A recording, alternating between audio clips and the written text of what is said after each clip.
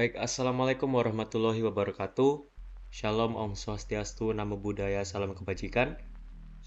Pada kesempatan kali ini saya akan membahas tentang sejarah internet.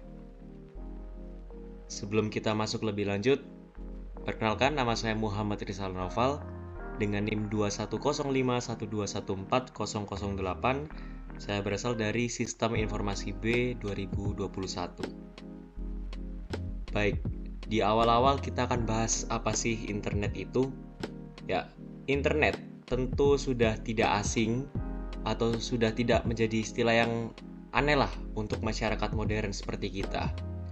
Hal ini dikarenakan hampir segala aspek kehidupan saat ini memiliki hubungan yang kuat pada internet.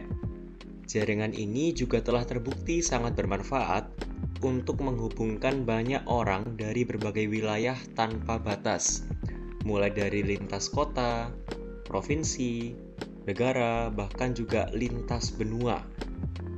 Menurut Kamus Besar Bahasa Indonesia atau KBBI, kata internet sendiri dapat diartikan sebagai sebuah jaringan komunikasi elektronik yang menghubungkan berbagai perangkat seperti komputer dengan beberapa jenis fasilitas lainnya secara terorganisir ke seluruh dunia, baik melalui telepon atau jaringan satelit.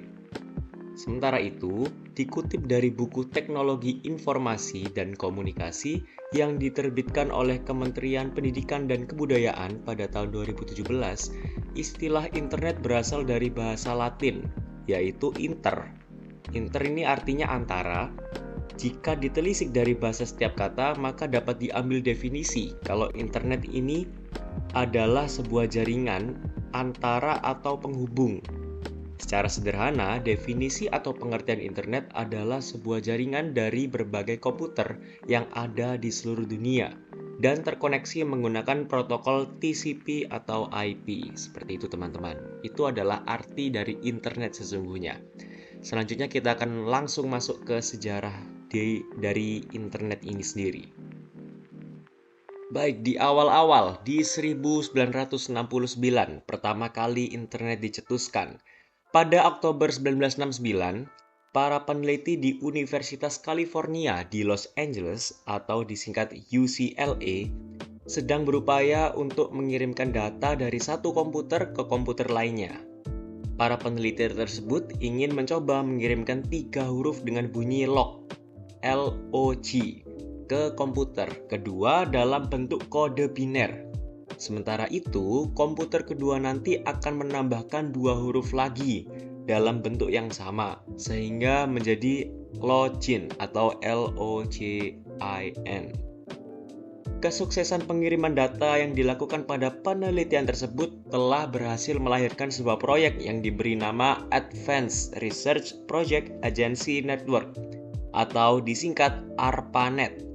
ARPANET sendiri akan dikembangkan dan ditujukan untuk keperluan Departemen Pertahanan Amerika Serikat. Sejak saat itu, sistem yang awalnya hanya digunakan untuk mengirimkan kode biner secara terbatas kini semakin bertumbuh. Sebagai pendahulu internet yang awalnya hanya menghubungkan 4 komputer, dalam kurun waktu 1 tahun telah berhasil menghubungkan 13 komputer dalam satu jaringan. Hingga pada akhirnya, tepat pada 1981, jaringan ARPANET telah sukses menghubungkan sekitar 231 komputer. Itu adalah awal-awal dari internet tercetus ya teman-teman. Lalu kita akan masuk ke 1971, di mana di sini ada surat elektronik pertama. Di 1971 ini, orang Amerika Serikat yang namanya Ray Tomlinson untuk pertama kali mengirimkan surat elektronik pakai ARPANET yang tadi. Berkat pengiriman surat elektronik pertama tersebut, dicetuskanlah penggunaan simbol @ dalam alamat surel.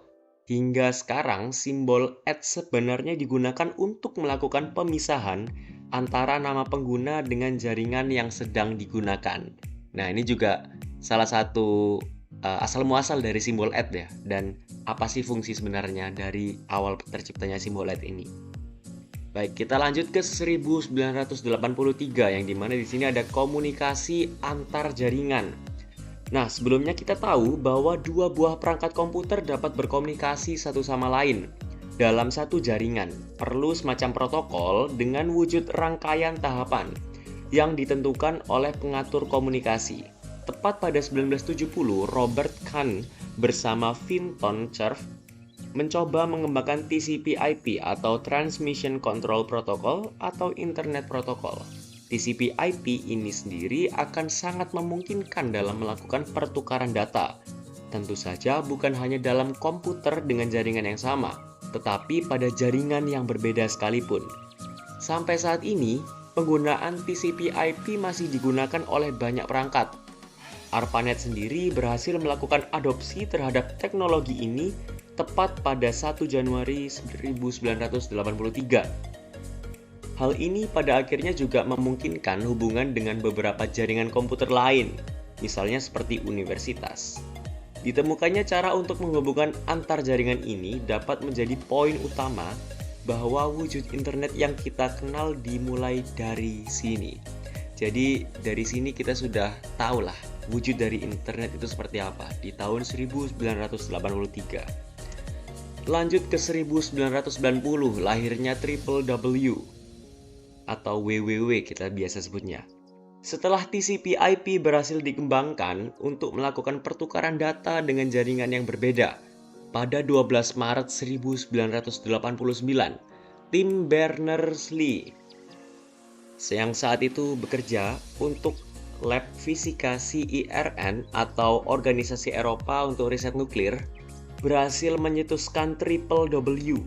Ia merupakan bagian yang menjadi pencetus sistem manajemen informasi yang terdesentralisasi. Pada saat itu, CERN sendiri telah memiliki ribuan karyawan dan hampir selalu bertambah banyak masuknya karyawan baru. Dengan jumlah karyawan yang sangat banyak, tentu saja akan sangat sulit untuk mendapatkan informasi yang mungkin saling berkaitan. Tetapi tidak diketahui. Hal ini dikarenakan tempat penyimpanan yang berbeda tempat.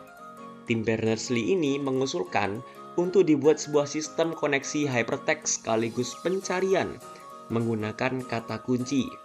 Sistem dan pencarian tersebut nantinya akan dihubungkan dengan berbagai informasi terkait yang disediakan oleh organisasi tersebut. Jadi ini adalah salah satu munculnya sistem informasi, teman-teman. Lalu juga pada 1990 ini, Robert Cailliau dari Belgia datang untuk membantu tim Berners-Lee dalam melakukan mengembangkan usulannya. Penemuan ini sendiri mengacu pada dua pilar, yaitu bahasa pemrograman HTML untuk memungkinkan keberadaan website dan protokol pertukaran hypertext HTTP untuk memungkinkan pengguna meminta dan menerima laman yang diinginkan. Sistem ini pada akhirnya disebarluaskan tepat pada April tahun 1993. Kemudian semakin diterimanya oleh banyak orang dan populer seiring rilisnya Mosaic pada bulan November di tahun yang sama. Mosaic sendiri merupakan situs pencari atau lebih dikenal sebagai search engine pertama di dunia. Jadi sebelum Google itu ada Mosaic. Lalu juga jumlah situs yang dapat diakses pada Mosaic awalnya hanya beberapa juta di awal 90. Tapi seiring berjalannya waktu kemudian meledak jadi 400 juta di tahun 2000. Lalu kita lanjut ke tahun 2000-an. Nah, di 2000-an ini sudah masuk ke jejaring sosial dan perangkat mobile. Setelah mulai populernya search engine, di abad 20 tepatnya tahun 2000, internet mulai berkembang menjadi media jejaring sosial. Jejaring sosial ini mulai diciptakan kali pertama di 2003. Kemudian setahun berselang, seorang yang sangat kita kenal di era ini baru saja membangun thefacebook.com. Ya, Mark Zuckerberg. Mark Zuckerberg sendiri menciptakan Facebook awalnya bertujuan untuk menghubungkan seluruh mahasiswa di Harvard. Namun seiring berjalannya waktu dan perkembangan internet, Facebook lambat laun tumbuh menjadi salah satu raksasa media sosial yang memiliki jumlah pengguna hingga sekitar 2,3 miliar orang dari seluruh belahan dunia. Sementara itu, pada tahun 2007, Apple juga berhasil mengguncang dunia dengan inovasi ponselnya yang diberi nama iPhone. iPhone sendiri mulai tren memulai tren ponsel pintar yang kita kali ini gunakan. Ya, dan yang kita kenal saat ini. Kemudian 10 tahun kemudian, di 10 tahun berikutnya, layanan berlangganan untuk mobile broadband telah meningkat secara pesat yang awalnya 268 juta, kini menjadi 4,2 miliar di seluruh dunia. Jadi perkembangan internet sampai dengan media sosial yang kita gunakan saat ini sangatlah panjang dan sangatlah fantastis teman-teman, kalau kita lihat perjalanannya dari mulai awal yang digunakan untuk kepentingan pemerintah sampai sekarang internet yang kita gunakan dalam belajar, dalam menghibur diri. Itu banyak sekali cerita yang bisa kita sampaikan dan kita simak. Tapi itu saja yang bisa saya sampaikan. Mohon maaf bila ada salah kata, kurang lebihnya juga mohon maaf. Saya pamit undur diri. Wassalamualaikum warahmatullahi wabarakatuh. See you next time.